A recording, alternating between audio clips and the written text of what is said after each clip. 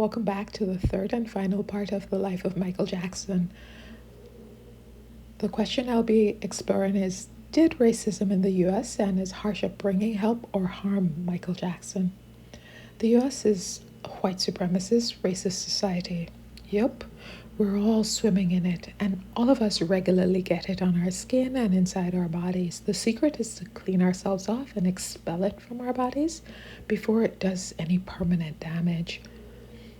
A few days after the death of Michael Jackson at the BET Awards, award-winning actor and singer Jamie Foxx honored the legacy of Michael Jackson in his rendition of the song Beat It. And he said, "We're going to celebrate this black man. He belongs to us, and we shared him with everybody else." Fox was correct. Michael Jackson was one of us, a black man, and did so much for the people, especially in the black entertainment industry, where he broke down racial barriers in the music industry. For example, when the Jackson 5 started touring, due to racism and segregation, black entertainers were restricted to what was called the Chitlin Circuit.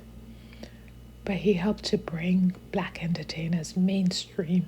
So Fox was correct that Michael Jackson deserved to be honored for his work. But my question as it pertains to this channel was whether he had a positive black identity. Jackson attributed his dramatic change in complexion from brown to white to a skin disease. But what about the nose surgeries and straightened hair? He didn't explain those. He never addressed his seeming preference for only white women. He never quite addressed what people talked about is 3 children who seemed to have no racial resemblance to him. But mainly he told us that it did not matter whether you were black or white, but then he went from being a good-looking brown-skinned black brother to what appeared to be a white guy, perhaps hinting to us that being white really mattered to his psyche. And based on what we now know, it does matter to your health and well-being whether you affirm a positive black identity or feign color blindness. A positive black identity leads to health and wholeness in every area of your life. That is why I made this channel. And color blindness? Research does not support that as helping. So sit with it and tell me, do you think racism helped or harmed him? Now let's go to, did the abuse or the allegations of child abuse help or harm Michael Jackson? Before I try to answer, allow me to share Michael Jackson's father's version of those events. In 2003, Joe Jackson said, "I whipped him with a switch and a belt. I never beat him. You beat someone with a stick." I wonder what's the difference between a stick and a switch, Joe, but I'll let you go. In a CNN interview in 2009, Joe Jackson continued his denial. He said, quote, "The media keep hollering about saying that I beat Michael. That's not true. You know what this beat started? Beat started in the slavery days where they used to beat the slaves and then they used to torture them. That's where the beating started, these slave masters, and that's where that come from. But hey, there's a lot of people in America, Larry. A lot of people in America spank their kids. You know. They say they don't. They're lying. They're lying. Now, Michael was never beaten by me. I never beaten at all. I have to agree with Joe. I love how he draws that straight line from y'all beat us in slavery. That's where that cruel torture started. But I also have to say that Michael Jackson experienced that as a 5-year-old child, what Joe did to him as beatings. In a 2010 interview with Oprah Winfrey, Joe Jackson continued, the discipline, kept them, my children, out of jail and kept them right. He admitted to having hit his children with straps and he claims no regret. He continued, "I don't think Michael was afraid of me. what he was afraid of. He may do something wrong, and I chastise him, but not beat him. I never beat him like the media tried to say. I don't believe the abuse added to Michael's musical genius and the smart things he did with the ATV acquisition. Rather, the beatings, the abuse, it became an impediment. Whatever he lacked in his childhood resulted in him facing over 25 years of child sexual abuse allegations.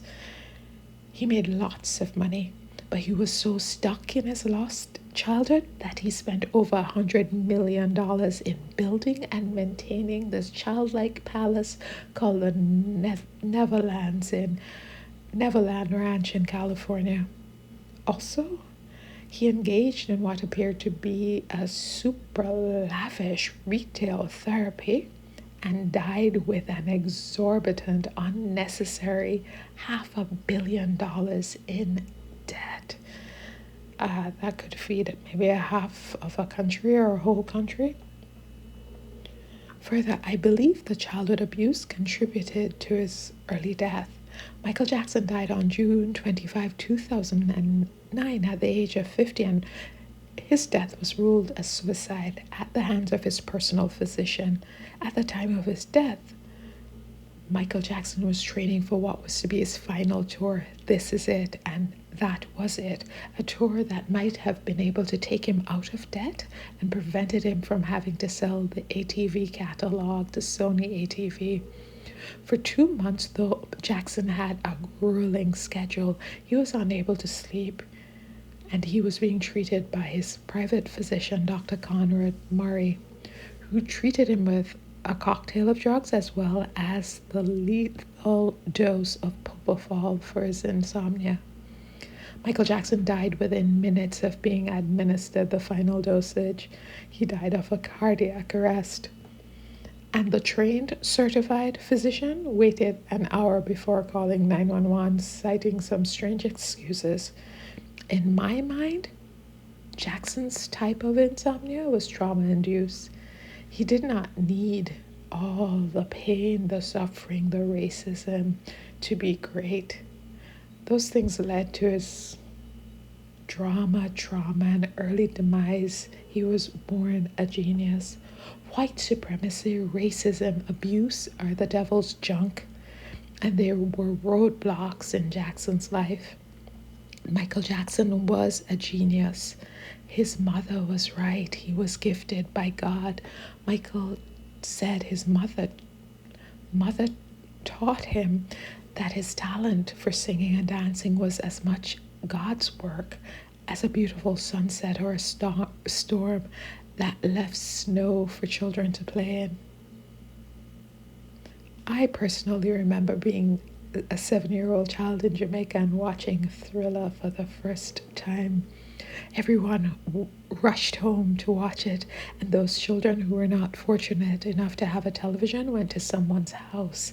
It was epic, not only because I saw people like me in it, but because it was pure genius. It was musical theater. And I don't have to tell you about his genius. In one night, Jackson was nominated for 12 Grammys and won 8. Even in death, he still holds 20 Guinness Book World Records. He was born great. All those things were put in his way to cause him to fall. But his genius was so great, it rose above it.